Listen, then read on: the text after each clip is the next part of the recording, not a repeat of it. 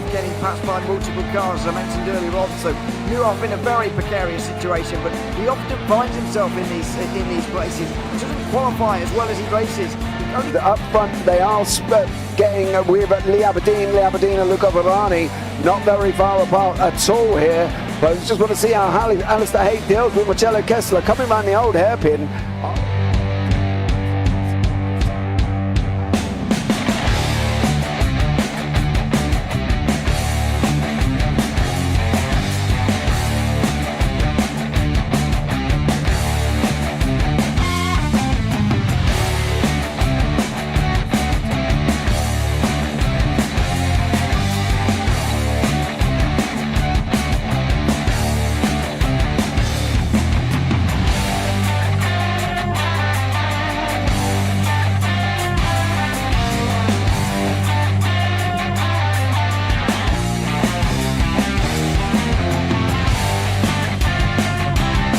I would say it's not the best decision they've ever made, just not having done that under the safety car, really.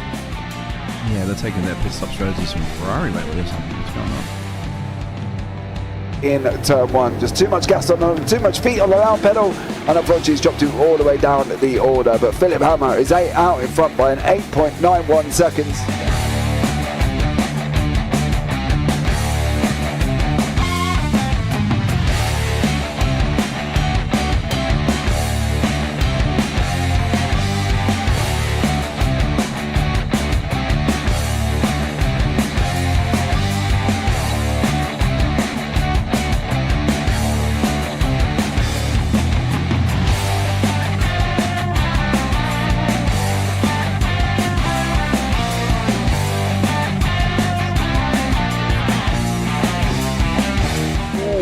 Dan Michael is a wall there, sir. And it definitely doesn't want to be hitting that earlier on as well. Difficult, the understeer is in the dirty air through that final corner because it's such a long corner and you get dragged off into the grass very easily. He'll have the slipstream down towards the chicane. Peterson was briefly alongside, but that slipstream has saved him and kept him in third. Yeah, Varani now lost a little bit of time to Aberdeen, about half a second. Peterson is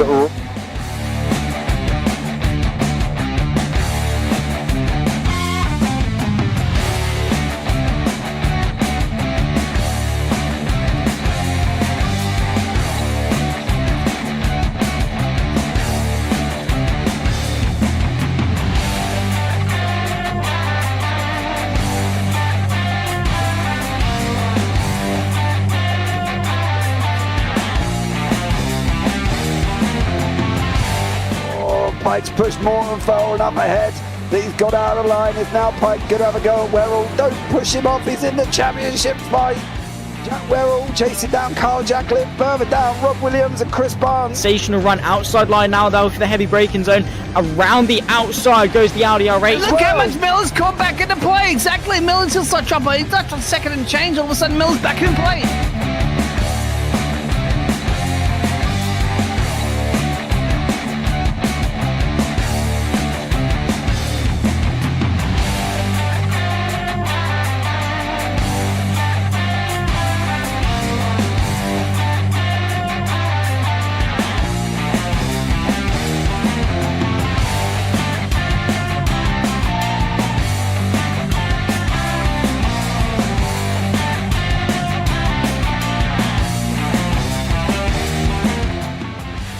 On to the back end of Phil Jocelyn. So there's been a lot of movers and shakers in this first 2 laps here for race. Absolutely serious racing league. Everybody's a lot of fun. Yeah, it's all about the entertainment. So I hope everybody is enjoying themselves out there in the chat. We know that Ron is been enjoying himself watching. The Burger King machine's off into the grass a little bit there. Is that really bunching up now?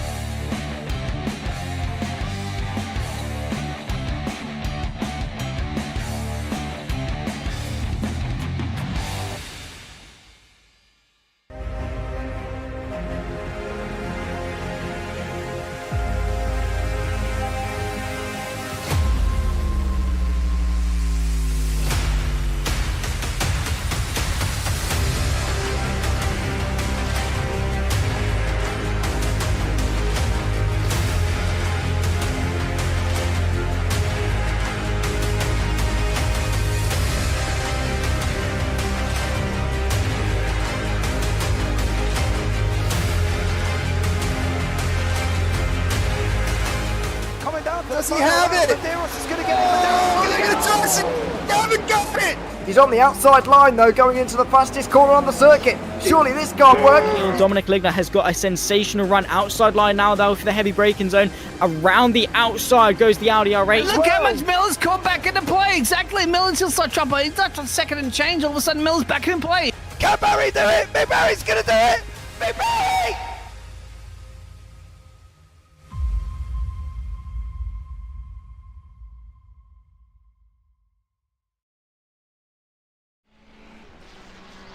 Good evening and welcome back once again for Evolution Sim Racing Season 2. We are at the finale in round 5 at Silverstone. An absolute dream of a racetrack, my favourite. Very much looking forward to this final race of the season to see who's going to win in the Pro-Am categories and the Am categories. Lots of prizes still up for grabs as well. Lots of people still maybe got a chance of getting their hands on that top 5 trophy also. And I imagine there's going to be a few elbows out, a little bit of snippiness between a few of the drivers as they try and get their hands on that coveted CAME trophies. It is Stephen Karabelas on the mic, joined once again by Dean Biggles, and we're looking forward to a very, very exciting race here at Silverstone. Fantastic track this one, Dean. Yeah, well, it is. It's going to come off with one of the birthplace of Formula One, or the birthplace of motor racing, isn't it? Silverstone, the old Mutton Grand Prix back in the day, but these days we're going to have these GT3s find their way around here fast and furious. Now the standings, because this will be the last time that we get to go over the standings, so it's going to be interesting. Is it mathematically possible enough there for anybody to take Tristan?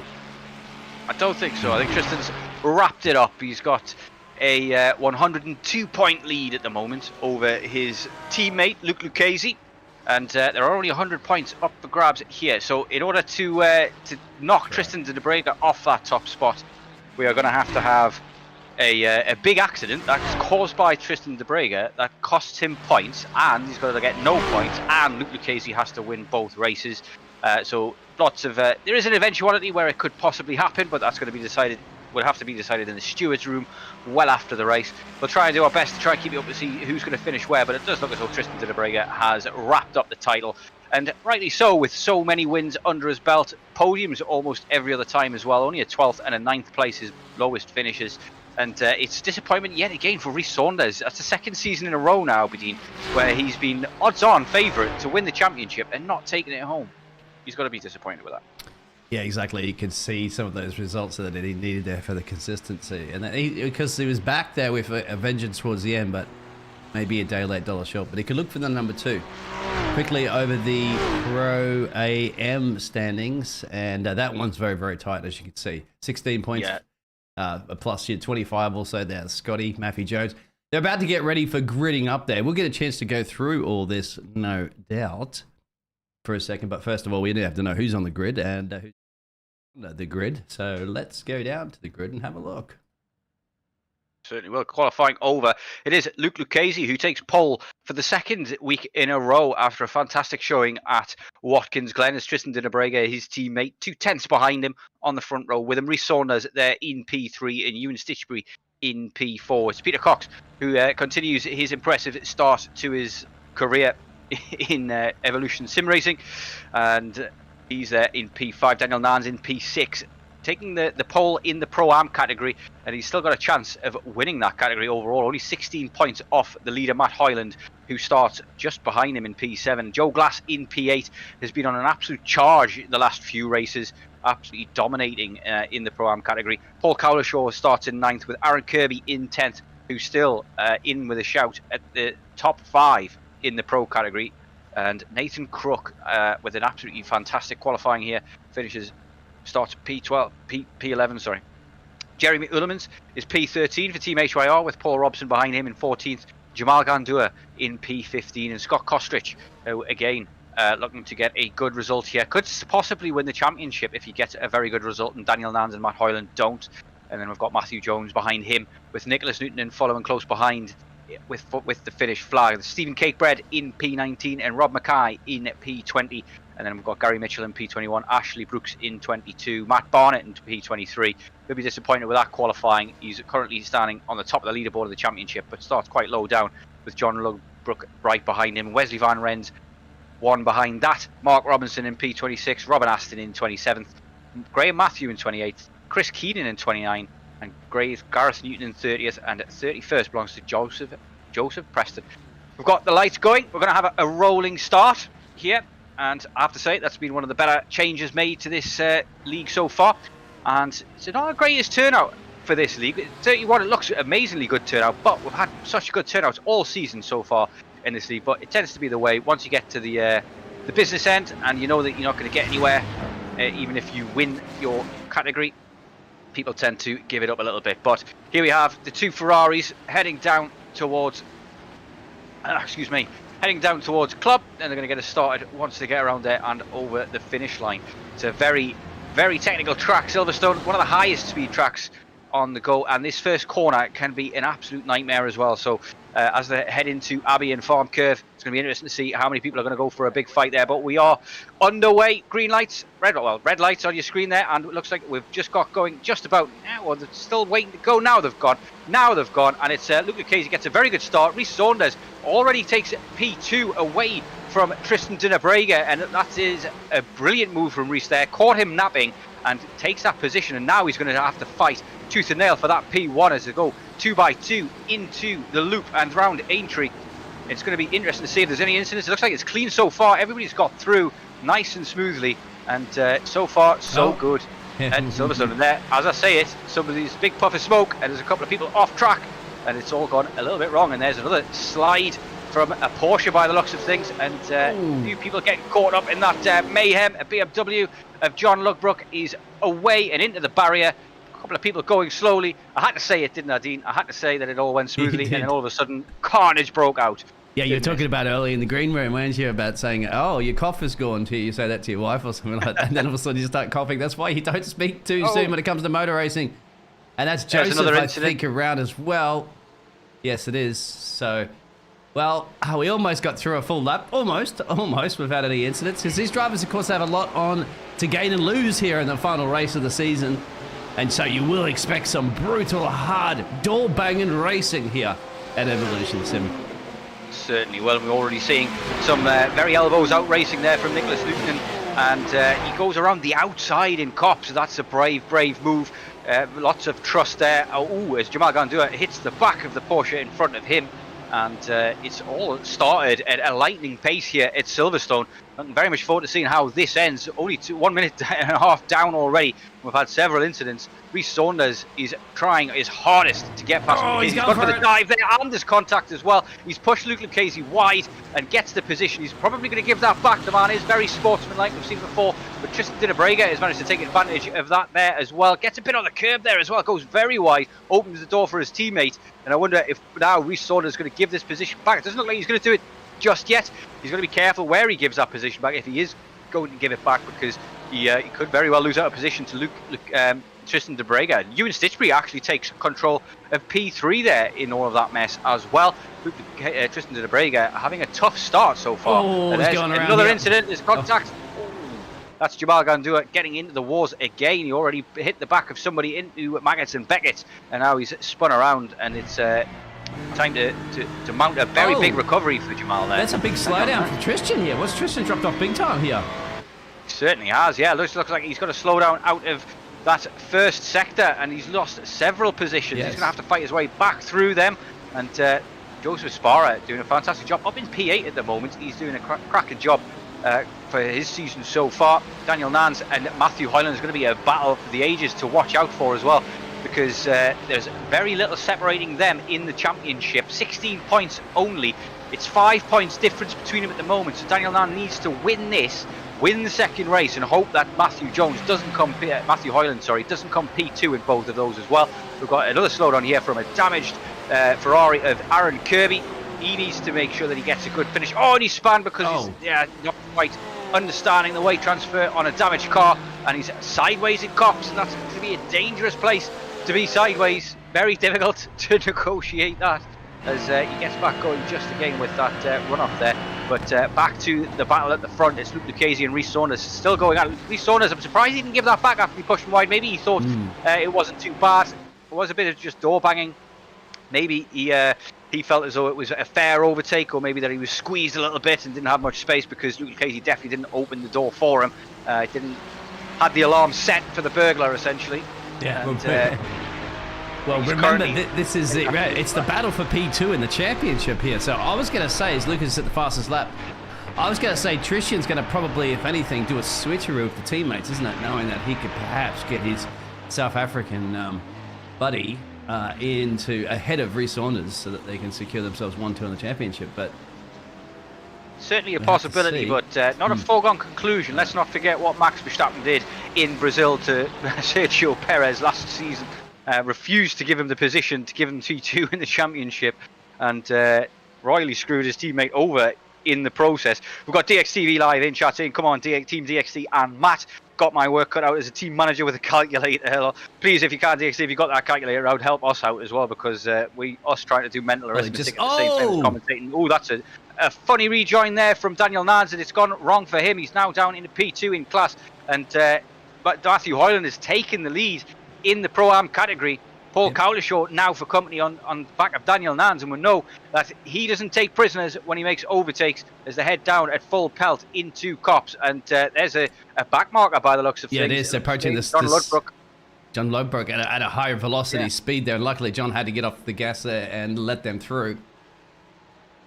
John Ludbrook at the moment just a rolling roadblock as he tries to let people through, but he's weaving over the track there to give the Porsche driver Matthew Jones, it looks like, the inside line at the Maggots and Beckett's. And I imagine these Porsche drivers are going to be regretting the decision to drive the Porsche at this track. The Porsche does not like high speed corners, and there are plenty of those here at Silverstone, and this Porsche is going to have that knife ready at your throat to cut it at a moment's notice. If you get it even slightly wrong in one of those high speed corners, it will just hurl you into a barrier without even asking twice. And back to that battle at the moment, there's Tristian on the outside. I think Paul's just no, they'll come together. Oh! I was going to say, is he letting him through? As Paul, so they can put up another fight, but they did not look like it. Tristan de Bregas have had a race to absolutely forget there, as he's got major damage. He hasn't even got the opportunity to come into the pits from where he rejoined the track, and now part of his car is left on the track in the middle. It's like maybe somebody went straight into the pit wall there in the background as well. But Tristan de Brega already won the championship. There is the man who went into the barrier on the pit straight. I think he was trying to avoid the back end of Tristan de Brega's Ferrari that was left on the track for a second there. And I have seen it. You're not supposed to be able to hit debris on the track in iRacing, but I have seen it on a basic Ollie stream where he hit a bumper that was left on the track and it ruined his car. It gave him a black and white flag, and he was out of the race entirely. It was an open wheel race, of course, so he went into the pits and the game just told him too much damage, we're done. Wow. And I honestly didn't think that could happen until I saw that, but it definitely can. We've got DXT Live back in chat saying, check out Ash Brooksy's specials poppy livery for tonight's race. We'll definitely get on that if we get hold of it. And Chris Jones is also saying, let's go Matt Jones, spicy evening for the title battle, lads. It certainly is. Plenty still to race for. And it's Chris Keenan who's already in the lead of the AM category. Oh, wow. He hasn't had the best of seasons, missed a lot of races, but he's got a top 5 finish in every race he's been in. But I think the top spot is just a step too far for him at the moment. There's Ashley Brooks's special livery for this evening, and I have to say it does look special. It is beautiful. Down there in 27th at the moment as well too for Ashley, who's dropped 5 positions in that early corner, that early lap incident that we're going to see. Still pressure remains on the back there of Rhys Saunders, who's a man that can handle the pressure. He has last season when he's out in front. It's interesting to see he actually got a great race start launch, didn't it? Because he managed to take this man into turn 1. And that's good to see, you know. And I think at the end of the season for Rhys Saunders, you'd be like, okay, I'm on a high now. At least I'm getting my race starts better towards the end of the season.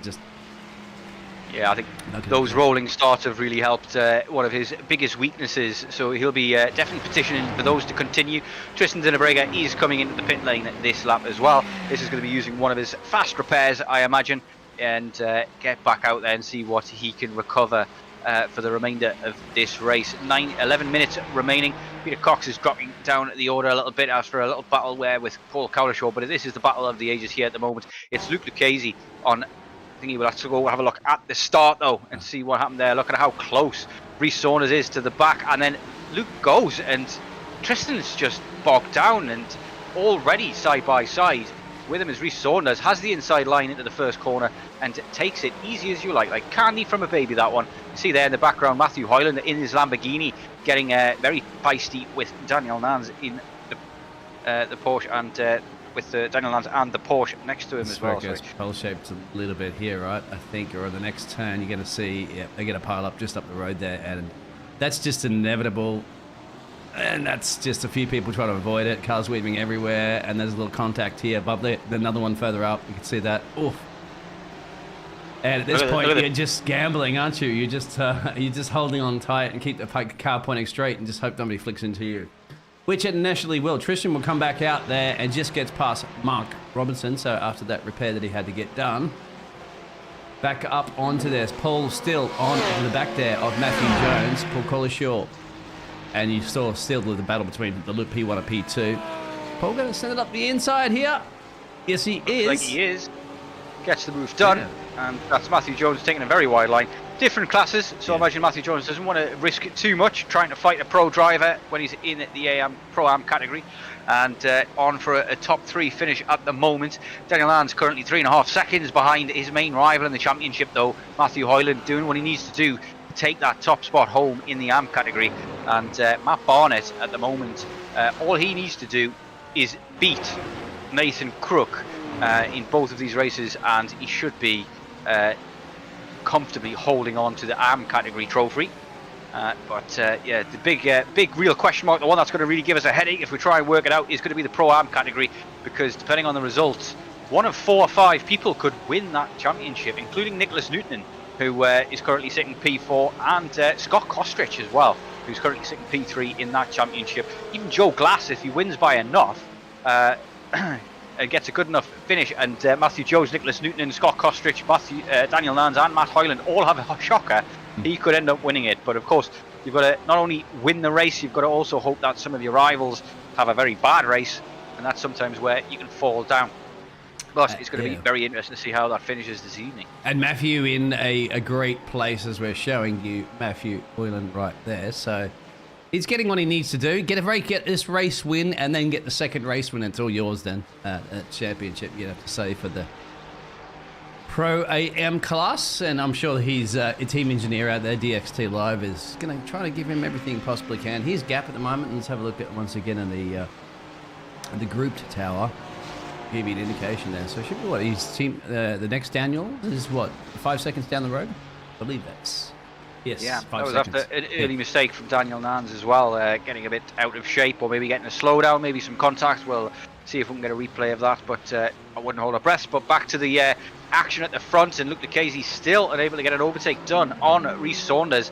These guys' pace is electric, and it's very tight between them as well. Rhys Saunders, that last lap, slower than Luke Lucchese by 0.3. So it's going to get very interesting there between those two. I imagine there is going to be a battle fight breaking out between them eventually. We go on board with Paul Cowlishaw, who's trying to squeeze his way past Daniel Nans. Daniel Nans is having none of it. He's not willing to defend the position into contact that corner there. There's Rhys Saunders. He's out. He's round. He's got some damage to his front wing. And Luke Lucchese also, because he's still in screenshot, you imagine that's got to be a coming together between the two of them. We've missed that. We'll see if we can get a replay. But Luke Lucchese maybe giving Rhys a little bit of his own back. It does look as though, contact on the left rear of Rhys Saunders. Can't see from that angle whose fault it really was. But they both get a little bit of damage from it. And that switches the order up a little bit. 2 seconds now, the gap. And I don't think Luke Lucchese is going to be giving that one back anytime soon after getting making contact there. It's tough to see from that angle who was at fault there. But obviously, ordinarily, it's on the overtaking car to make the move safely. What do you think, Dean? Oh, yeah, it did look, but that was similar, isn't it, to how the overtake was done earlier on Rhys Saunders and that. So they're going to get their elbows out. And, well, it's good to see whether or not Rhys Saunders can come back there and continue that battle. Because I knew it's going to heat up between them two. Because, once again, they're throwing everything in the kitchen sink at the race win, because that's maximum points for them to bring it into P2 in the championship. So they're going to give it everything. Further back, of course, Daniel Nans is trying to fight on for dear life here, because this is just getting Matthew a little bit more of breathing space up the road, isn't it? Absolutely. Yeah, So maybe he'll be able to take advantage of some of these pro drivers as well, because he's going to get the tow from them, and maybe that will just suck him along a little bit quicker in order to close that gap to Matthew Hoyland. But Matthew Hoyland at the moment, like you said before, doing everything he needs to do. Rhys Saunders comes into the pits, 14 minutes out of 20 on the clock, and Rhys Saunders is in the pits. This very much could just gift Luke Lucchese the P2 in the championship, because he's going to lose quite a few positions and points here with this pit stop. And if Luke Lucchese just doesn't come in, he's still likely to win this race with only 6 minutes remaining on the clock. That could be a big mistake there from Rhys, I think. I'm wondering what he's thinking there. I'm not sure why. Too much damage or something? I mean, you saw the quick repair come back on. Yeah, it's a possibility. Maybe his steering was a little bit bent and he was struggling to control the car. With the fast nature of the corners at Silverstone as well, it's very easy. We saw it with somebody earlier in the race as well, where you've got a little bit of damage and you're trying to go through cops flat like you usually do, or try and just do it with a little lift. It suddenly the car becomes very unstable, very difficult to control, and you could end up DNFing by smacking into the barrier at high speed. Cowlishaw is trying to get moves done though. He's got past Peter Cox. He's now all over the back of Joseph Sparrow, who's currently in a podium position and doing very well in the pro category here. Sparrow, he's had a mixed bag this season, missed a few races, had a few poor finishes, but he has shown flashes of pace, as we saw from him early last season and in pre-season as well. And he'll be hoping to hang on to this, but that Porsche, like I said, it's going to be very twitchy in these high-speed corners, and Cox is going to be one of them. And Ferrari and the BMW are going to be a lot more planted through this corner compared to the Porsche. And Magnussen Beckett, forget about it. It's so fast through there, left and right. It's going to be difficult to keep a hold of this Porsche in these corners, and those sausage curbs on the inside of these corners, absolute nightmare. But the GT3 is probably the best car that can be able to handle that. They can kind of destroy most curbs. There are a few sausage curbs around though that definitely cause you problems, and I have even managed it myself. I think it was in a different car though. I think it was in an open wheel car. I managed to damage my suspension and go out of the race by hitting the sausage curb on the inside of Club and Vale. It just killed me. Yeah, it would, wouldn't it? Well, I mean, destroyed my suspension. Especially open up here. So his resort is having to fight back, and I don't think it's going to be too much of an issue to get the overtake done there. No, he had to actually lift off, didn't he? No, he did. My apologies, he got past Matthew Jones. Yeah, but, you know, and lighter cars, of course, for open wheel, mate, you know, they almost turn into aircraft, launching off an aircraft carrier, don't they, when you hit them? So these cars being heavier can take a little bit of a pounding from them, as Paul is doing his best on the back there to keep Peter Cox there, Daniel Nuns, of course, and try to get past Joseph, and that looked like there was a contact in the back there.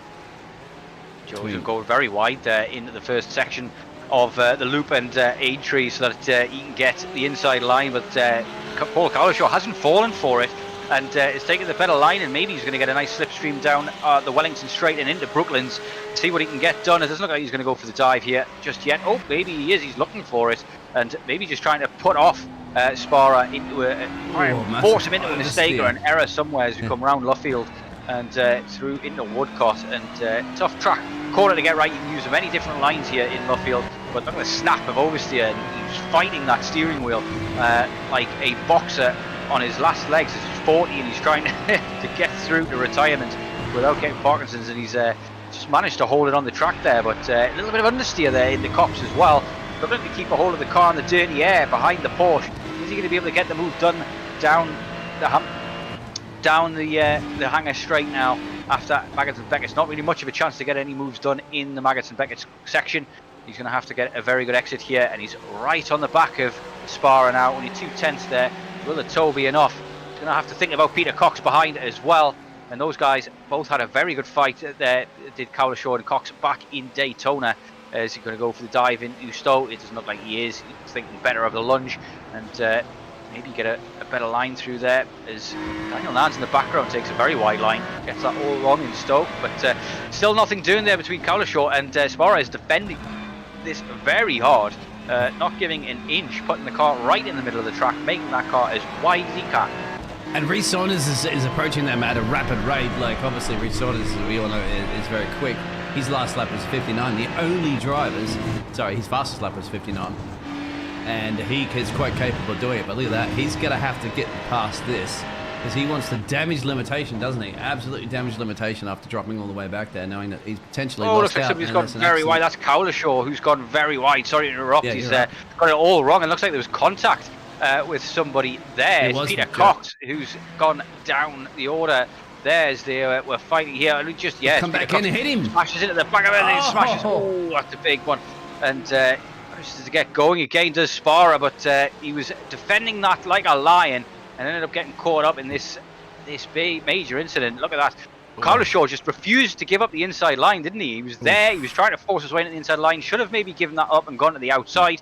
Inside was never on, you've got to say. And he was definitely defending that. And I imagine Carlos Shaw is going to be fairly disappointed with that move there, to be honest. I don't think that was on. Well, I knew it was going to get a heated battle. As you say, a heated battle here between Chris and Nathan Crook. Remember, this is a part of the AM class battle that's occurring between these two drivers as well. Remember, we do have an AM class field, and none of these drivers are yielding up as well. We expected it to absolutely be a door-banging event. We knew that proving to be as well, isn't it? It's living up to its expectation. And this is only the race one, of course. We have a feature race, and it's over, I think, at the moment. Almost. Yeah, checkered flag coming up in a moment there. So Luke is going to have a lovely, lovely smile on his face, knowing that he's covered off everything he needs to do to take the first heat and to try to secure himself a championship, P2 in the championship, of course. Now, Matthew, great drive there. Solid 4 points up there. He should be happy because he's going to get maximum points that he can take away from his opponents, which in this case would be Daniel and Matthew that are further down the field here. And where are all the AM fields? Well, you can have to go all the way down until you see Chris, who's gained 10 positions in this place, but the AM driver there of Chris, because we lost the other one, didn't we? Who was the AM driver? That was Nathan, wasn't it? Yeah, Nathan was the one that out-qualified him. So Chris Keegan, the Belgian driver, is going to be pretty happy with that. And there he is here. Certainly will. And interestingly there, Matthew Hyland wins that Pro-Am category. He actually comes third overall as well. A podium against the pro drivers. He's got to be very satisfied with that. But more satisfied he's going to be is the 5-point gap that he's just extended over Daniel Nans, who just finished P2.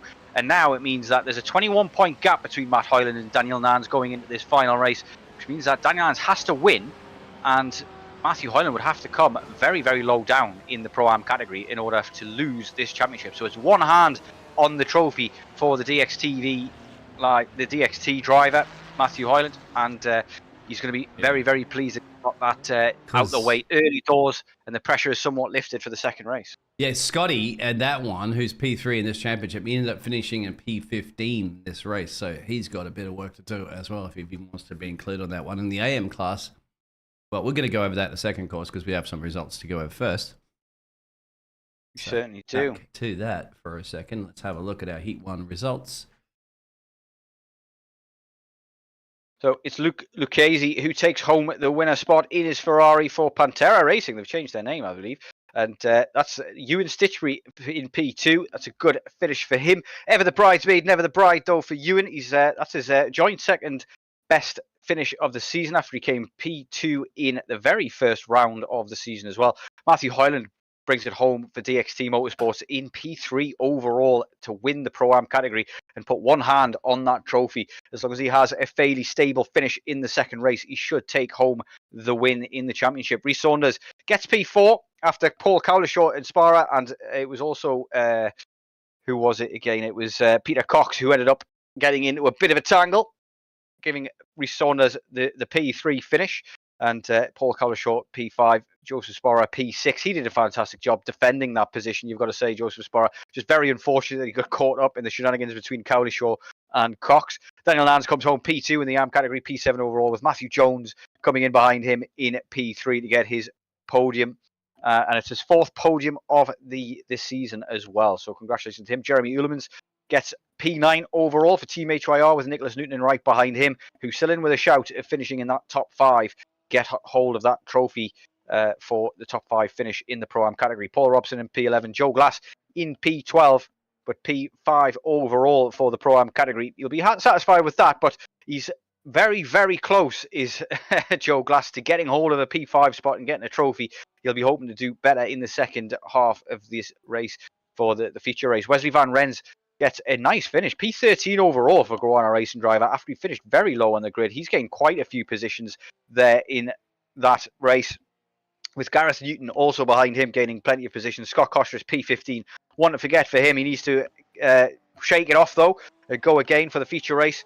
He's still got a good chance of finishing in a good position in the championship. Graham Matthew finishes P16 with Jamal Gandua behind him on P17 for the pro driver in the Ferrari.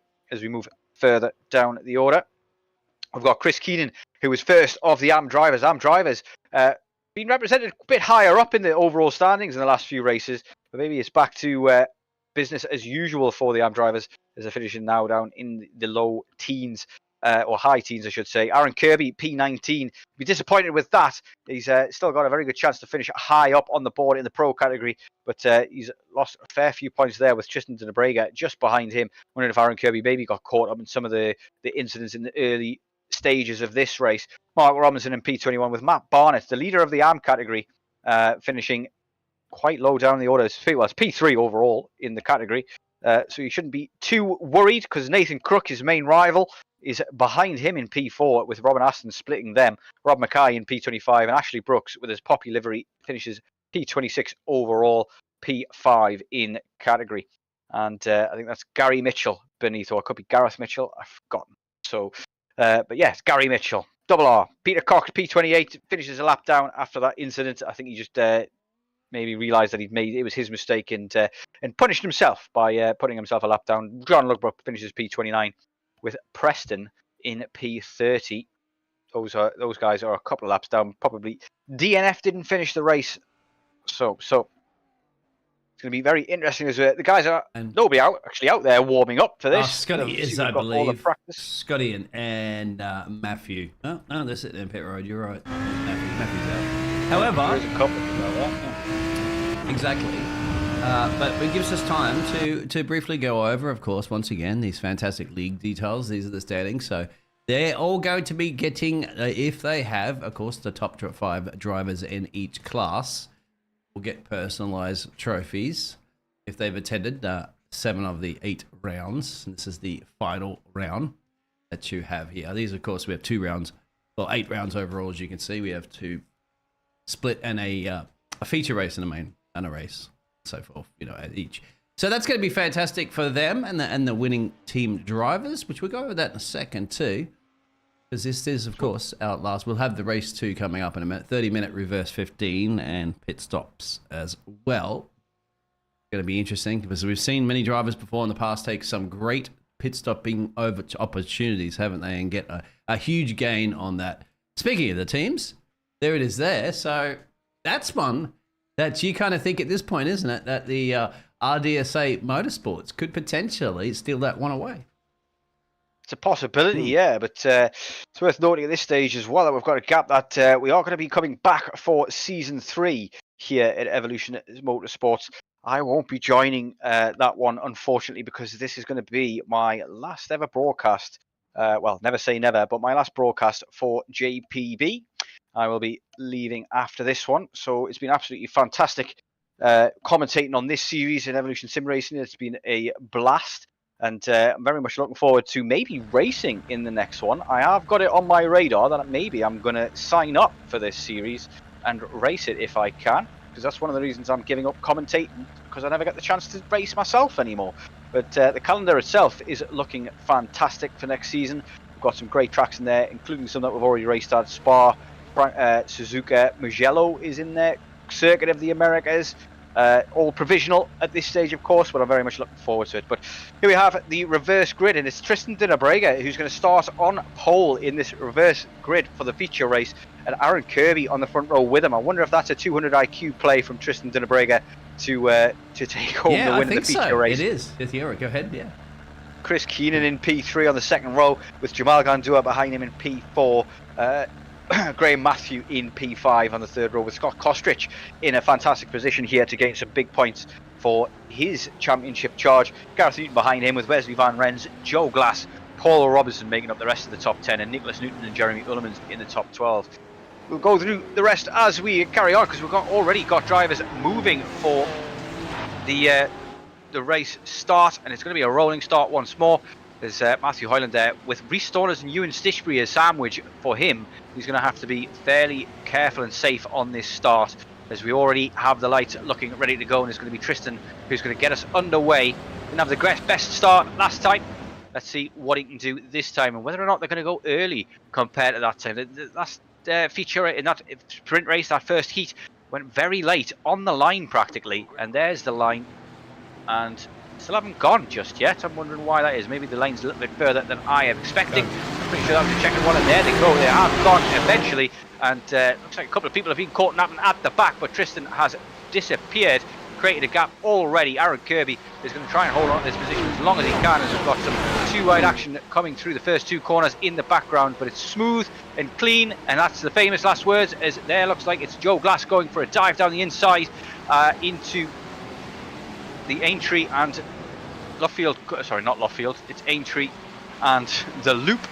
And so far so good. It looks like people have got used to how the start goes. There's a 3 wide there as people go off track in the background, but everybody's vying for space, gets that space on the Wellington Straight down into Brooklands. They all go, and this is another place where incidents can happen. This is where the big incident happened in the first heat, and it looks like everybody's learnt a lesson and gets through there tidily so far. Got Joseph Sparrow here getting swamped by his year one teammate Rhys Saunders at the moment, who's got the inside, has come through Woodcott and down into Copse. He's going to have the inside line into Copse, and Joseph Sparrow is going to have to give this up, but that white Ferrari in front of them and Nicholas Newton is going to be maybe a bit of an issue for Rhys, as battles going on behind between Matthew Jones and Graham Matthew as well through Copse. Very dangerous corner to try and make any kind of overtake in, but if you've got the outside line, it's almost impossible to keep the hold of it on the outside there. You've got to have a lot of trust on the guy on the inside. Just ask Max Verstappen in 2021 what happens if you don't trust the guy on the inside, and where you end up as well. But, there's a big accident in the background. It is the 199 car of Peter Cox. No, that's not Peter Cox. Peter Cox has dropped a couple of orders there.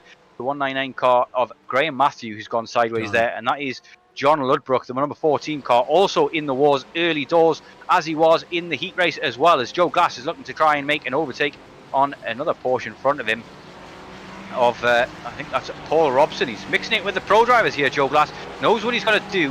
Got to get a good position here. If he gets a good finish here, and a couple of the guys ahead of him in the championship don't. Luke Lucchese coming at the pits for his early pit stop. So is Ewan Stitchbury. Yeah. Several people coming in for this. They've started with little fuel by the looks of things, and looking maybe to fill up very quickly, or just do their splash and dash very quickly. Maybe they've got a full fuel car. We'll never know. And just doing the splash and dash, get that out of the way.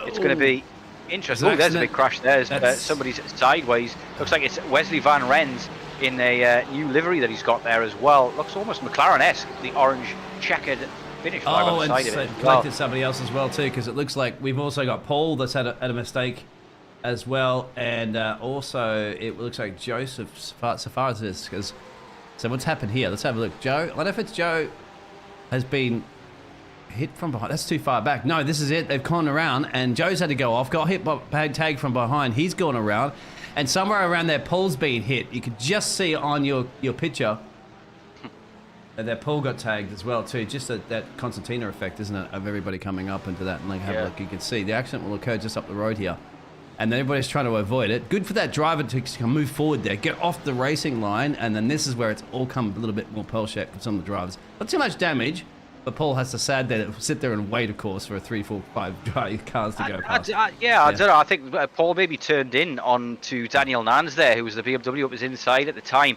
Daniel Nans definitely had an overlap there, had the right to space, and maybe he just wasn't expecting him to be there, given there was carnage going on everywhere, yellow flags all over the shop, and maybe he didn't expect any kind of overtake to take place there. Daniel Nans there ahead of Matthew Hoyland as it stands, and Matthew Hoyland doing everything he needs to do at this stage. He needs to keep it clean, get a good finish, not get into a major incident, as the Caramel Porsche there in Stowe taking a lot of grass on the inside there.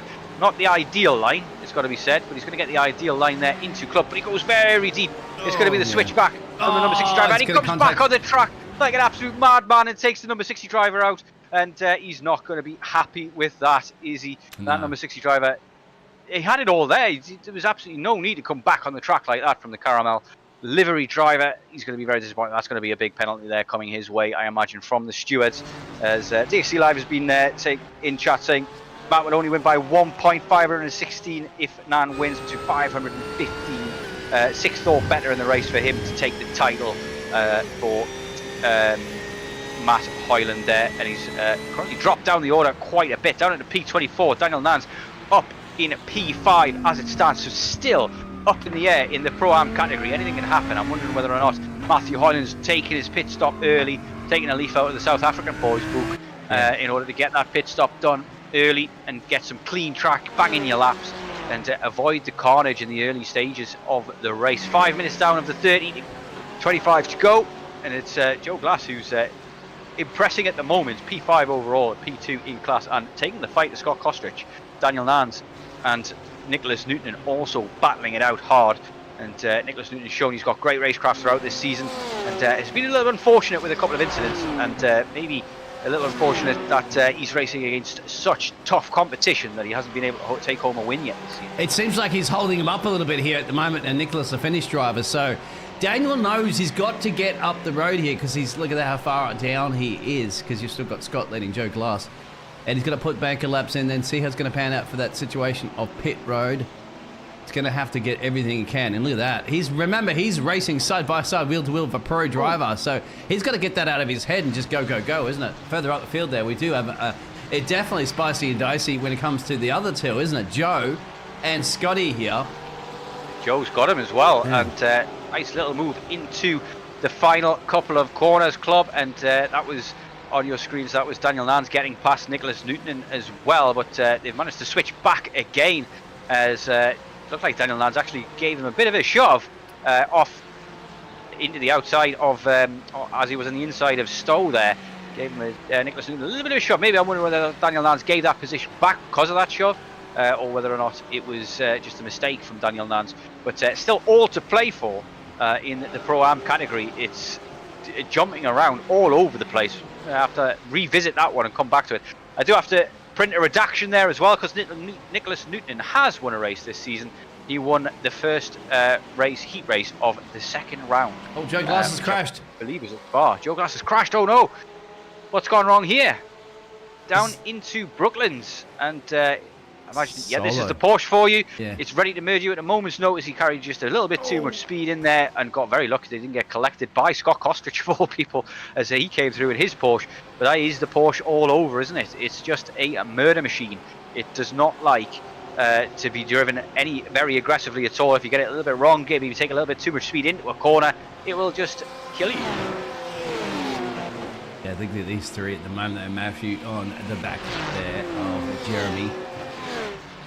And that's not even racing for class, but remember at this point they are racing to try to get, as well as Daniel's just tucked up in the background there as well, still trying to get past Nicholas, or Nickus, I think, and that's not the way you want to get off the track there a little bit to get it done. But different classes at the moment are messing up some of these driver strategies. At this point too, you kind of wonder if you should go down the pit road and try to get that open gap that you saw before, that we did see that the likes of Matthew Hoyland, who's running all the way down here in P20, but we know he's not going to be finishing in P20 as long as he doesn't make a mistake, because these other drivers up the road do have to box.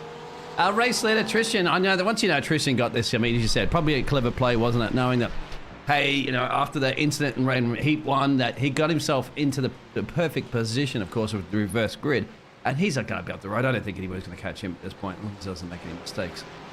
Well, you never know how... Oh, there's a big...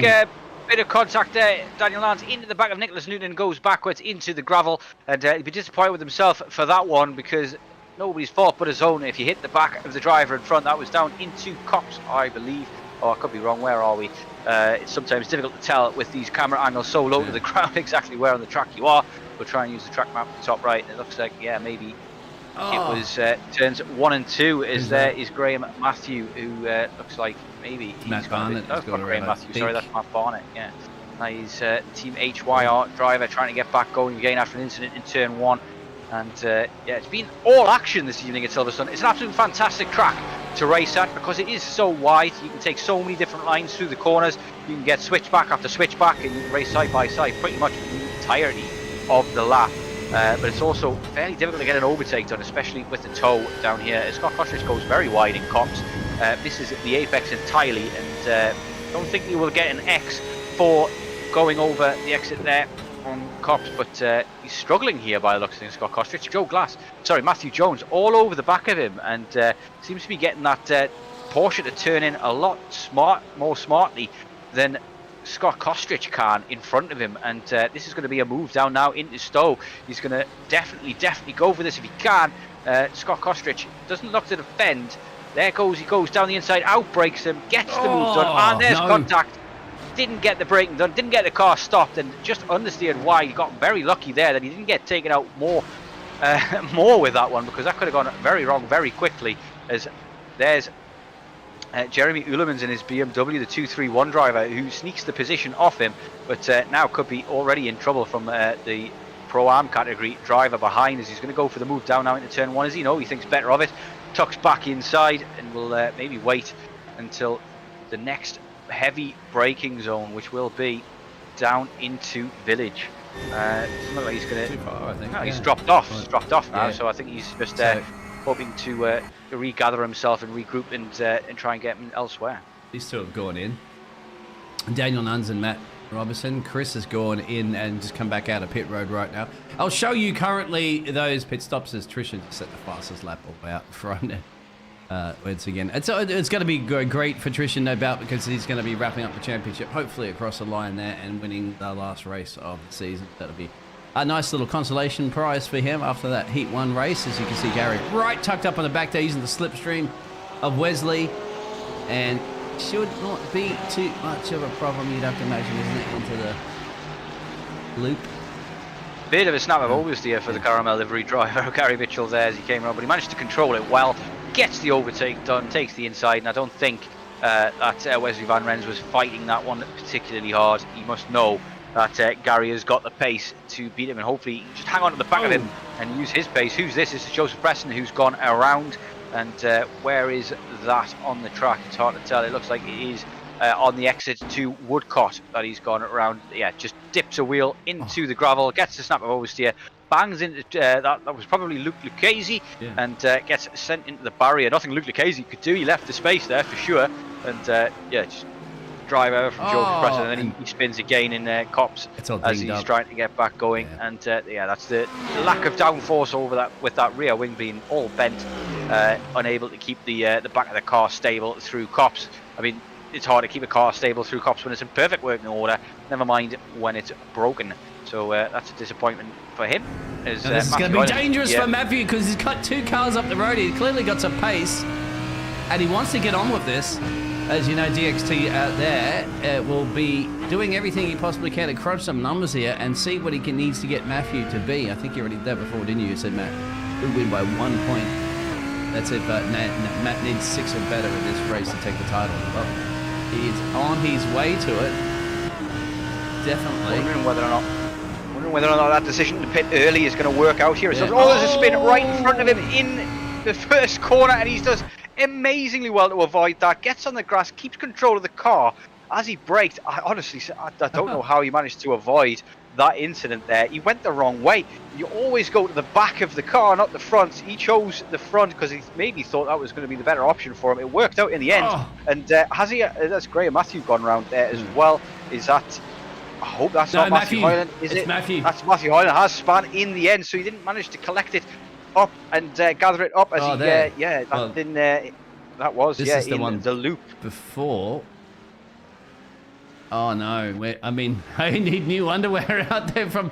He's just got around himself. He's going to get not tapped as he just caused a car park, and then he can get back onto the gravel there. Get it pointed in the right direction. Overcooks a little bit. He's going to get back on. That's a bit of work to do. Get your head down. There is time. So, yeah, halfway through the race, he's not out of it yet, certainly because you're going to be depending on where everybody else is playing. Those pit stops are still yet to come. And just like that, anything can happen. Reese now up into P3.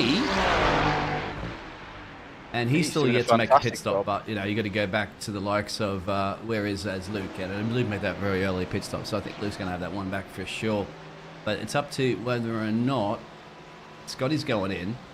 That Tristan, when Tristan does box, you know, because I mean, look at the gap between him and Reece Saunders as well. So that's something Reece Saunders got to give it everything he possibly can now, can't he? Everything, throw every single thing.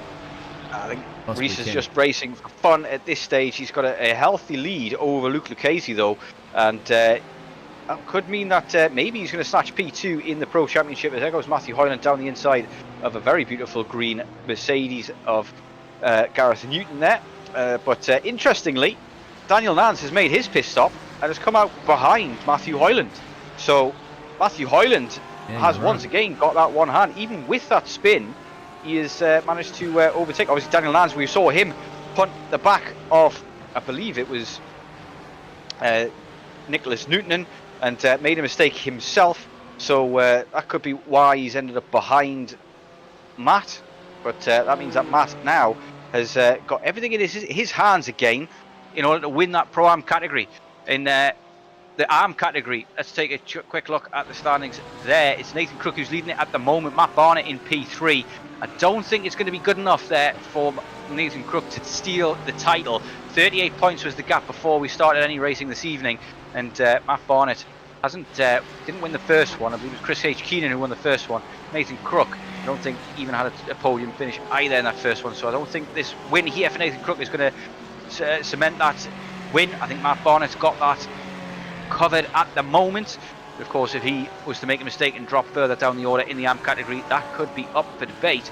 But at the moment, Team HYR could be on for a tasty win in the AM category. It's been fairly tight there as well. Mark Robinson in P2 at the moment is very, very tight between him and Richard Knight as well. But Chris H. Keaton, it will be very interested to see if he can get into the top 5. He needs to beat John Ludbrook by 25 points or so over the course of these two races in order to get that position. So it's going to be tough given how few drivers are in the AM category. And at the moment, Rhys Saunders is about to try and get the overtake done on Aaron Kirby. I don't think Aaron Kirby is going to fight this particularly hard. As Jamal Gandua goes into the pits, so does Nicholas Newton and Wesley Van Rens. Joseph Preston also in the pits, as everybody's pit stops are starting to come thick and fast as we hit the halfway point here in the feature race. There's going to be Rhys Saunders looking to take the battle now to Aaron Kirby. Aaron Kirby might not want to fight this too hard. He needs to just make sure that he gets a couple of decent finishes here in this race. He already had a bad first heat. He needs to make sure that this second feature race is a top-notch one in order to cement his top 5 finish in the Pro category. It's all happening, and the maths is starting to really give me a headache, I have to say. Yeah, it will. It will, because we just start to figure it out, because we don't know how the penalties are going to apply at the end of that, because most likely some drivers, if it's very close in this championship towards the end there, are going to apply for probably a little bit more penalties than what you did perhaps in race 1 at the earlier season here. So Aaron Kirby going for it. You'd have to give it to Rhys Saunders. This has got to be one of his best comeback drives. We've seen him. He's the comeback king, isn't he? Really, I think, of racing. Then again, you probably have to take Trishan maybe too these days as well, because Rhys started, remember, 14 positions back, so he's gained 14. And on the back of Aaron right now, who hasn't gained. Aaron started in P2, currently running in P2. Tristan started in P1, started running P1. So Rhys is back up here with these drivers, but he's had to get 14 positions gained during that. So he's had to fight his way through there, because he's not going down without a fight at the moment and trying everything. And he's got to go on the pit road. Because remember, these drivers still have to box, as you can see. You have to go down to the likes of Jamal, actually, at this point. Who actually, you'd have to say, he's ahead, believe it or not, of Luca. And that's in class. Well, maybe not for too long. Not too long, yeah, I was about to say, as we switch the speed to them. And there is Luca making the move into Stowe. A very good place to make an overtake, but you can't get Ford back into club and through Vale and club, but nothing for Jamal Gandua to fight back with there. And but yeah, it's a possibility maybe that Jamal may be able to take the lead of the race overall once Tristan de la Brega pits. It's a long pit road here at Silverstone, and one of the slowest on the calendar as well.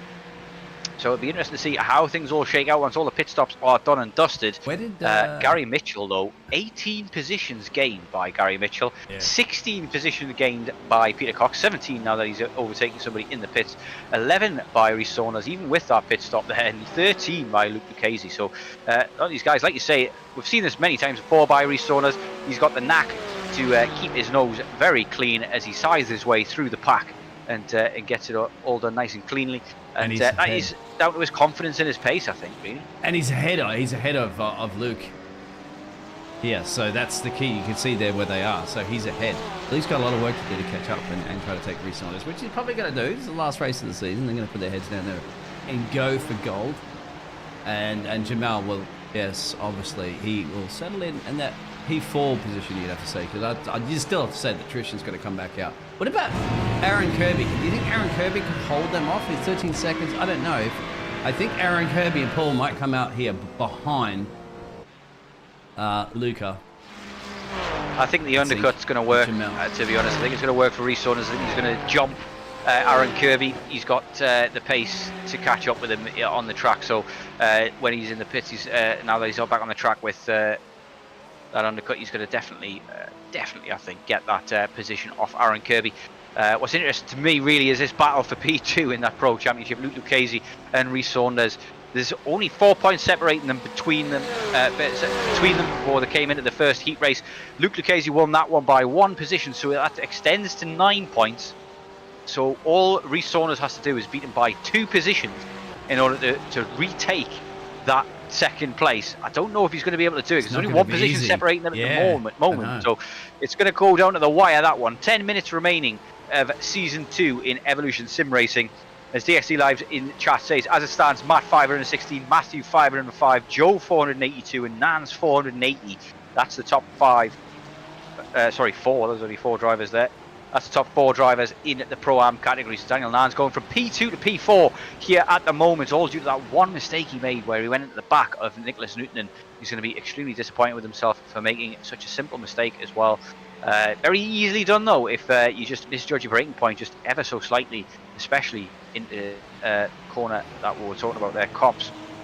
Nicholas 476, he says, and Scott 474. So that means that Joe Glass, as it stands, is going to jump. What a story that is, though, D. Joe Glass, first 4 races, P18, P17, P19, P17. The last 6 races, P1, P2, P3, P3, P5, P2. And now he's on for another P2 here in this second feature race of Silverstone. What a comeback story that is from Joe Glass. Absolutely fantastic results for him at the end of the season. And he's right next to his teammate, of course, for the Glass Tech Racing team, which is Matthew. So Matthew shouldn't put up too much of a fight, you'd say, here. Once again, going back over to that Pro AM, as you can see. So, well, Matthew, if anything, Joe should give it to Matthew, right? I don't know. I mean, at this point, it could just be race on between them two.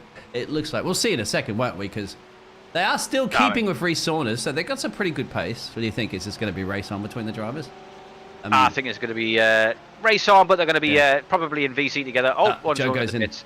Yeah. So Joe Glass pits first, so that maybe the undercut's going to work out for him, and maybe Matthew Jones is now kicking himself that he didn't think of it first. But I think it might be a little bit of a race on. I seem to remember in the back of my head somewhere, I could be totally wrong because I've got early onset dementia as I hit my old age, that I remember one of these two guys talking about, there was a bit of smack talk going on between them, even between teammates. We all know, in most racing series, the first man you're looking at is your teammate in order to beat, essentially. So I get the feeling that these guys are probably going to give it a bit, but maybe not too much. They're not going to go overboard. They're not going to heavily defend or try and squeeze each other at all. They're just going to say, you know, if you've got the inside line, you've got the inside line. We'll keep our lines, but we'll battle, but maybe not to the extent that we've seen other people battle, like, say, for example, I don't know, Luke Lucchese and Reece Saunders. These two, or Matthew Hoyland and him, I'm battling it out there with the Scudera Italian team of Nicholas, and it's that's driven by the Finnish driver. So Matthew's got to get on with it. He needs to get on with it at the moment it stands, and he should still win. Matthew Hoyland just put in a fastest sector 5 too, so he's on power. He is on the money here, and should have a smile on his face to win this championship if he can keep it on the road there, pointing in the right direction. Because you got down to about 7 minutes left of our final race of the season, as Tristan does go in for our leader. So it's going to be interesting to see how everybody else has panned out. We're still going to wait to see whether or not Aaron Kirby comes in, Paul Robertson have to come in. And look at that, Reece Saunders is just in the background. So Reece Saunders has definitely got Paul. Aaron's gone in. There's Paul. So has Tristan as well. Paul, I imagine, is also going to come in. There he goes, down into the pit lane. Looks like it's last chance so there goes, to get it in. Yeah, we're going to have a look at the blimp camera, actually, if we can on this one. So there's Tristan. Tristan should be in and out in a second. There's Aaron. He's still coming up to his box, or he's leaving? He's coming up to his box. He's coming in. Matthew. Box, yeah. And there's Reece Saunders. Look at this. Now, will Reece Saunders get out ahead? I think he might. Reece Saunders, you should see in your picture in a second, come screaming around the corner. Hey, what happened there? Oh, there it is. Full speed out of there. This is a battle for the lead of the race. Oh! Out of the pit stops. Christian's going to manage to hold on here. Go ahead. Oh, there's contact and he has hit him as well. Oh. I saw that coming a mile away. I saw it as soon as they banged doors into village. I thought for certain that there was going to be He's gonna hit contact. his He's teammate. taking out his teammate. This is Absolute devastating scenes. for the championship for P2. Now, you're wondering whether or not Reece Saunders is going to have to yield this one up or not. This is going to be very, very interesting in the debriefing room later on. I think there's going to be some NASCAR level conversations going on in the debriefing room after that. That looked like almost intentional. It almost looked as though they were purposely trying to bang each other to try and let him say, you know, look, I'm here. Have a look at this. This is look, where, that is Reece Saunders, isn't it? Reece Saunders turns across Tristan there, and that's going to be a penalty for Reece Saunders. You've got to expect a penalty there for him. But look at this. Tristan did it to him first. Yeah, he did actually. He was expecting Tristan. He was a expecting bump. Reece Saunders to take And the then- wide line. And they Reece turned didn't in. want to give that up, and then the same thing back, and then just gets thrown off the track. Oh my day! What absolute scenes here in the pro category. But then the teammate gets hit. So that's what becomes interesting because, like. I need to see that. What is this? Is this just a bad rejoin? It is. Yes. He rejoins and hits his own teammate. And he hits his own teammate, exactly, which is kind of really throw things up. But still, it's getting So spicy and dicey. what that means, because of the way the penalty system here works, is there a real possibility that Tristan de Nobrega could now lose the championship to Reece Saunders, because he's going to get 4 penalty points, 4 championship points deducted from his overall thing. We're not actually going to be able to tell you who's won the pro category or many of these categories until the championship's well over. And look, he's gone in to pit road. Oh, he's got in. He's got damage or something. He's gonna... the headaches just turned into a migraine in terms of the maths to figure out this one. As DXT Live is in chat saying he's trying to calm Matt down because he's got the bit between his teeth after that spin. Matt, if you're listening, please calm down, because as it stands at the moment, if you have a spin or a crash, Matthew Jones wins the race, and he's not far from doing that. Joe Glass has jumped him, but Matthew Jones could go from P4 to P1 in the Pro-Am category. And at this stage, after that big drama there between the South African boys, who I imagine are swearing at each other non-stop in their voice channel at the moment, it is thrown this entire series, this entire season into the air. I have no idea where we're standing at the moment. And Matthew Hoyne at the moment, P5. Daniel Nan's way down the order. He's pretty much out of the running for the championship in the Pro-Am category. But Joe Glass and... where's he gone? Joe Glass. Matthew Jones, sorry, he's P2. Sorry, Matthew Jones. I was looking right at him and I was trying to look for him, but I was looking right at him. I couldn't see the forest for the trees. And but he's in P2 at the moment. If he can maybe hang on to that, and Matthew Holland has a spin or some contact or an issue with somebody else on the track, it could be that Matthew Jones sneaks in, snatches the victory at the death. And it's 2 minutes remaining on the clock, and I've still got no idea who's going to win the Pro-Am this is category. the thing too, because if Joe wants him, because remember they are for the Glass Tech racing team, and Joe Glass obviously is probably the man, I'd have to say, with his name on that, his racing team. You might want to say, if it's enough points, yield, and let Matthew take the win, if it's all it takes. So it's interesting out there. That's what we got people out there. Stokey Joe saying, "Come on, Matt." DXT, can you work that out if you don't mind for us, there, please? To see how that pans out for your driver, of course, that you're supporting, which is Matthew Hoyland now, because we still don't know. Matthew's pushing, but the problem is with Matthew is that he is trying desperately, and he has been for some time, to get past the driver up the road here. It's in a different class, of course. This driver of Nicholas is in the pro class, so he's got the pace. He's in Pro-Am as well, and he's fighting tooth and nail for his top 5 position in that, to get his hands on that trophy, so he doesn't want to give this up at all. But it's going to be interesting to see whether the Glass Tech Racing get involved with each other and help each other out a little bit here, because it's not separating them. Tristan de Nobrega is splitting them at the moment, and will soon overtake Joe Glass. But I wonder if Joe Glass is going to give Matthew Jones that position. Matthew Jones loses out to Paul Cowlishaw, and if he gives him that position and Matthew Hoyland has a big error somewhere or a crash in this last 30 seconds of this race here, it could mean that Matthew Jones wins the title overall. But do the drivers know that? Are they aware of that? What's going on? Because I mean, we're finding it hard enough to figure that out. And we're in the commentators' booth with a view of everybody and where everybody is in the race, on the track. They've got no idea. Yeah, DXT, you've got two Matts out there. You've got Matt and Matthew. They're both Matthews. We're just wondering which Matthew you're referring to at the moment. One's on 519, one's on 500 points. As it stands. That will be Matt Hoyland on the 519 for sure. And it will be Matthew Jones on the 500. But at the moment, Matthew is going to take home that championship position. We've got no idea what's going to happen with the pro category because Tristan de Brega did a terrible rejoin, took out his own teammate in the process after having contact with Rhys Saunders. Rhys Saunders is going to take home the victory in this feature race. I don't know. And Matthew Hoyland's going to have to go for this one. I still think whether or not Joe's going to lift off and lower his teammate through there, if that's enough point. If Joe does that, out there, Glass takes best chance to win it for Jones, but Matt would need to finish 10 for worse. So we'll figure it out in a minute. I think it might just be a bit too little late there, as Matt Hoyland as well is maybe not wanting to fight too particularly hard. It's Rhys Saunders who comes home with the win though in the pro category. Aaron Kirby takes home a P2, which almost guarantees his top 5 finish. Ewan Stitchbury will be guaranteed a top 5 finish with another podium on the board. I think he's done a very good job this season with some very consistent finishes. Not quite had the pace to mix it up with the big boys of Rhys Saunders and Tristan, but Jamal Gandua with an absolute fantastic finish in P4. I think that's maybe one of his best finishes of the season as well. Great stuff from him. Paul Robson comes on P5, but it's Joe Glass who wins the Pro Am category in this feature race and probably gets his hands, as it stands, I think he will just about sneak into P3 in the Am category, Pro Am category.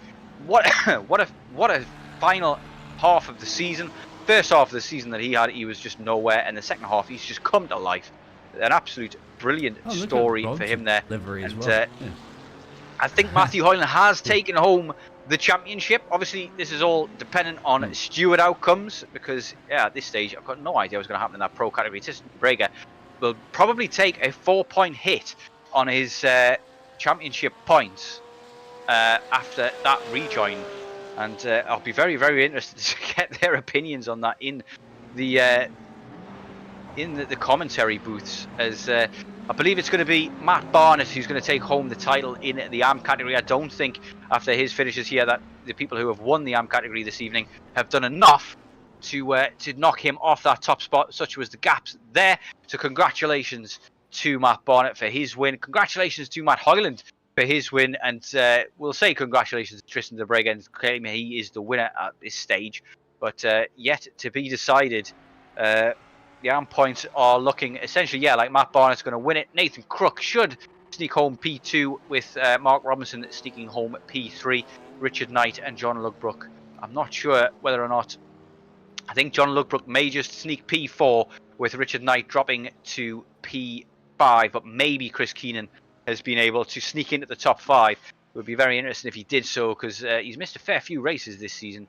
2 rounds in total. I think it's 2 1-hour races. Could be wrong about that though. But here are your results for the feature race in Silverstone. It is Rhys Saunders who wins it in some controversial circumstances, shall we say, after a bit of contact there with Tristan de Brega after they came out of the pits right on top of each other. And Aaron Kirby takes home P2. A strong finish for him. His joint best finish of the season after 2 early P2 finishes early in the season, rounds 2 and 4. And it's Jamal Gandua and Ewan Stitchbury following behind that in P3 and P4. Jamal Gandua, fantastic finish for him. I'm pretty sure that's his best finish of the season there for Jamal. He's shown flashes that he can keep it together, and he's also had lots of incidents and spins in other races as well. So I'm looking forward to seeing him and what he can do and how he can improve next season. Paul Robson with a P5 finish. It's a good finish for him. That matches his best of the season, which is also a P5. And Jeremy Uleman's P6. He'll be happy with that finish. Doesn't quite match his best, but it is matching his second best, so it's definitely a good result for him. Joe Glass wins the Pro-Am category with Paul Collishaw right behind him. Matthew Jones in P2 and Scott Kostrich in P3, if I get my teeth put back in. Good finish for all 3 of those. But I believe it's Matthew Hoyland down in P15 who's going to take home the Pro-Am category. Whew, what an exciting race that was. Yeah, who wins the AM category real quick there, just where we got everybody else said. We got Nathan Matt Barnett, Matt Barnett. I think he was already in a commanding lead. He's got a P3 finish That's correct, here isn't it? in the feature race, and I think he did rather well in the first heat as well, with a podium finish there as well. So I don't think he's catchable, given there's only 5 points between the top 3 positions. Nathan was ahead of him, so I don't know. Yeah. Anyway, we got the rest of the field to go through for the final time this season. What a race it has been. What a season it's been. We've got to see if we get some drivers really quickly to talk to. We try and get some early determination on the results. If we can, obviously, please help us out and chat with that. If you've got the wherewithal to get the spreadsheets out and get that worked out, please let us know, because with the drop rounds and things, it's fairly difficult to do that from our seats. Scott Kostrich, though, P11 overall. Luke Lucchese right behind him in P12. I'm very interested to see what he's maybe got to say, or Tristan's got to say, in regards to their contact in the rejoin. Nathan Crook in P13. Unlucky for some, but it's a good result for him as he comes home with the win in the ARM category. Nicholas Newton there managed to hold off the championship leader and possible winner of Matthew Hoyland for a long, long time, proving that he's got plenty of pace and plenty of racecraft. And be looking for he'll be one to watch for the next season if he returns, the Scuderia Talon driver. And Gary Mitchell in P16 with Mark Robinson behind in P17. Joseph Sparra, after a good heat race, doesn't get things going quite as smoothly in the feature race, finishes P18. Gareth Newton P19. Matt Barnett on the podium once more in P20 overall.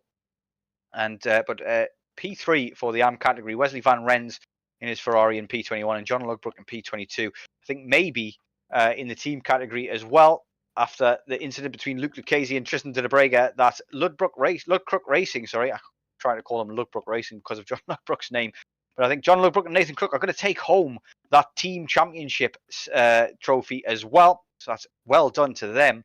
And what a season we've had here, Dean. I cannot wait to see what the two South African boys are going to say if we can get them in an interview together, if it's possible. We'll try and start off with, well, nobody's in the interview channel at the moment. I loathe to try and bring people in from a channel that they're not. We had Aaron in there for a second waiting. So perhaps Mr. Aaron Kirby was waiting for us. So maybe drag in Mr. Aaron Kirby in, I guess, if you're listening. Now, they're not listening at the moment, but they're in the race chat. But I saw him waiting in the driver interviews there for a second. So that's a possibility he wanted a quick chat. Oh, Daniel's waiting. Yeah, so let's get Daniel Nan's waiting. So yeah, we'll drag him in and talk about that one there. It didn't go to plan here this evening, Daniel. It was almost in your hands at one stage. You maybe had a hand on the trophy for a couple of laps here or there, but it looked as though you made a mistake. Hit the back of Nicholas Newton at one stage, and it was pretty much chances over after that. Talk us through it. Yeah, so we were trying to fight each other for that place. He was definitely getting aggressive for what was happening, and I caught the end of a 40-second pit penalty, even though the time only said 0.1 when I was going really slow on the track. I still don't know why I got it, but still, it was an okay race. Yeah, I mean, you've got to be satisfied overall with the result that you've got at the end of the season. It all fell apart in this last race, and you've dropped down a few positions, maybe out of the top 5 altogether. But we'll have to wait and see. Well, no, actually, I think the last count you were maybe P4 in the championship. If you come back, are you coming back for next season? You must be confident of your chances of fighting with these guys in the Pro-Am category. I think so. I mean, we have the 2 new different categories instead of the 3, and there's definitely going to be a lot more competition since there will be everybody fighting for the championship now, and also the other category of the slower drivers, but still fast. And looking back over your season, you've had some great finishes, 1 win on the board, a fair few podiums as well. What was the highlight of your season so far? Well, probably have to be the first heat race at Interlagos. That was definitely a fun race. Absolutely brilliant track, that one as well, into Lagos. Well, thank you very much for your time. We'll let you go off, enjoy the rest of your evening, see if we can get through a few more interviews. Thank you very much, though, Daniel, and enjoy the rest of your evening.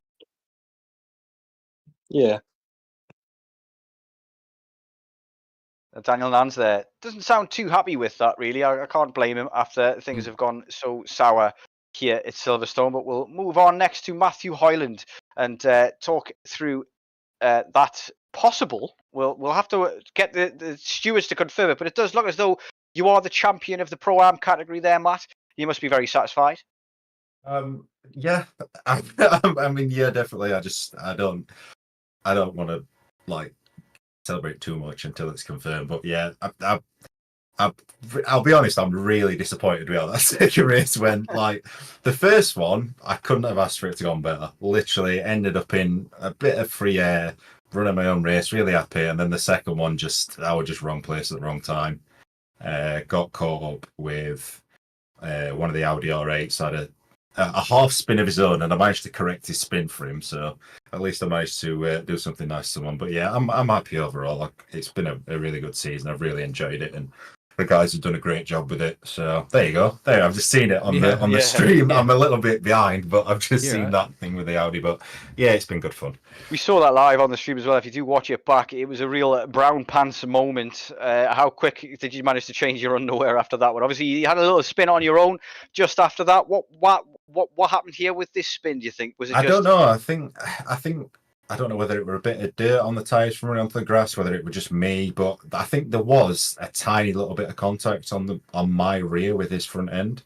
So whether that has made a tiny change to it and I've just not anticipated it, I don't honestly know. It's a bit of a nondescript spin, really, but I know thankfully it's not cost me in the end, but I wasn't the happiest bunny in that moment.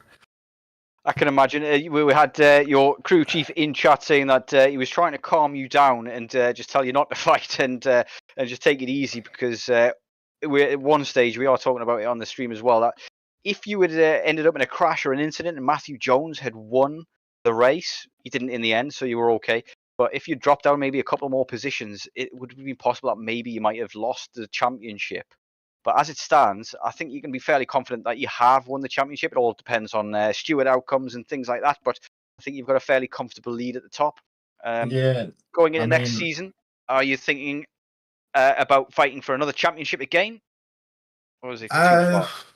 I don't know. I mean, I'm going to be in with the big boys next season. I think they're still a little bit far ahead of me. But in fairness, I mean, I'm not new to racing and sim racing, but iRacing is still a little bit of a fresh thing for me. So I'm finding my feet. If I can get in there, get in some battles, I'll be happy. And hopefully, maybe 2 or 3 seasons time, I'll start to look to be fighting at the front again. But I'm happy to have got off. But obviously, first season to get a championship win out of it is just more than I could have hoped for. So.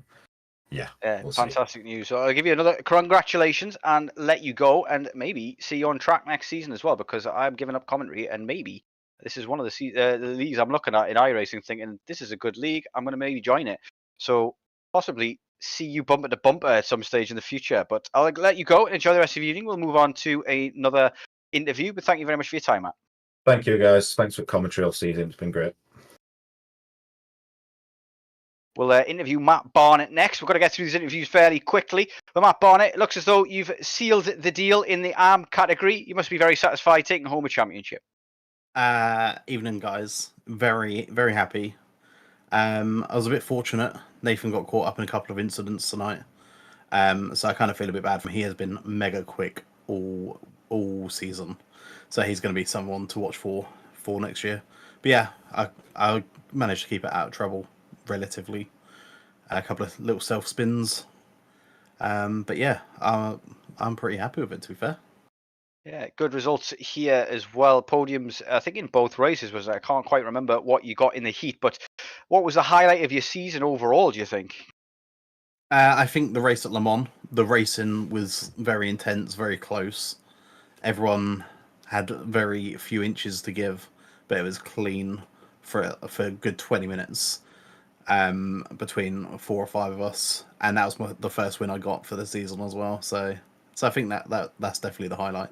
Yeah, always a very big achievement to take home a win at Le Mans. It's such a tough track as well. Every time I start practicing for Le Mans in any car, I always forget how tough a track it is, and it always starts to bite very quickly. But so well done for winning that one. And have you got any goals for next season? Just I know next season's gonna be a lot harder with only 2 categories. So if we can make top 5 in the second class, I'll be more than happy with that, and maybe try and get a race win as well in class.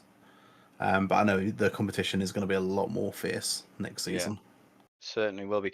We'll let you go enjoy the rest of your evening because we know it's getting late. But congratulations on a championship. I'm sure you'll treasure the trophy for many years to come. But we'll let you go. We'll move on to the last interview of the day. I think we'll go from there. Yeah, cheers, guys. Appreciate the broadcast all season, and look forward to seeing what you come up with next season.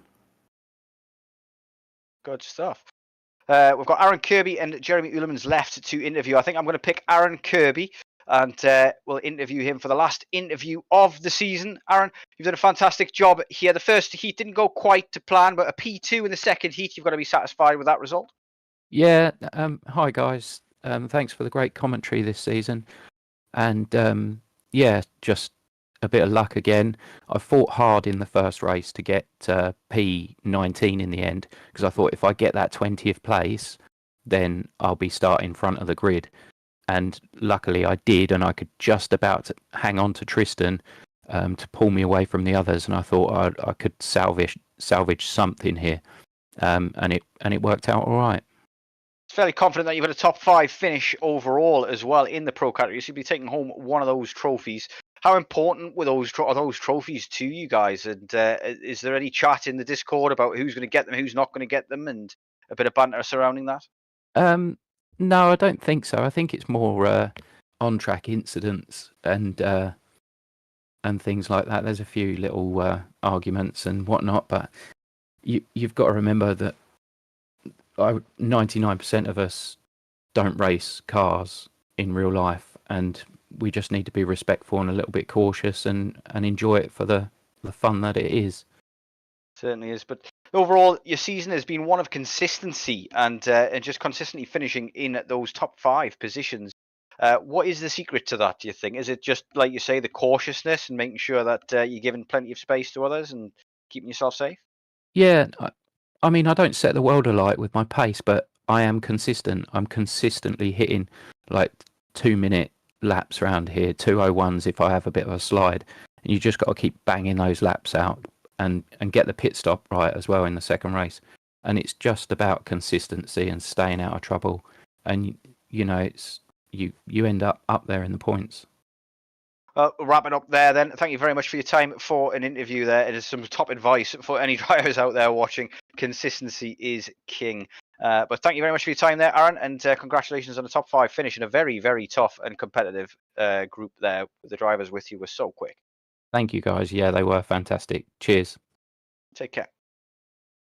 So we'll wrap it up there. That is season done. And of course, everybody who wants to know the actual results come the steward reports, please get involved with the league. There is a link in the description below in the YouTube description there to get involved. And if you are racing here in Evolution Sim Racing next season, is a good possibility I might see you, because I have got my eye on this, as I said, plenty of times already, for a race that I might be doing next season as well, because I've watched this all season. I've seen some great racing and some fantastic racecraft, some great respect here, and some very big grids as well, Dean. You've got to say the team have done a fantastic job to administer this league and make it popular as well. It's had plenty of drivers every week. They have, and it's even a great showing, actually. We have 31 or so cars for the final race of the season, as you know. Not a lot of people actually attend the final race if they're way out on the championship hopes and stuff like that, getting ready for the next one. That's also getting ready for the next season, which is going to be very, very exciting. Starting very soon as well, too. So we're even going to get into it. Not too much of a Christmas break and get straight into Season 3, because Season 2 has been a cracker. Especially it's changed, hasn't it, since Season 1. Now we're allowing more class of cars. I mean, sorry, the different types of manufacturers and things like that. So, and of course, all the... And the damage coming in, of course, the as damage well. coming in. causes major upsets and things like that. But yeah, it's been an immense season. Some great racing, some big incidents, and like the guy was saying there, few tiffs in chat, I imagine, as well. I imagine there's probably one going on right now between Tristan and Luke.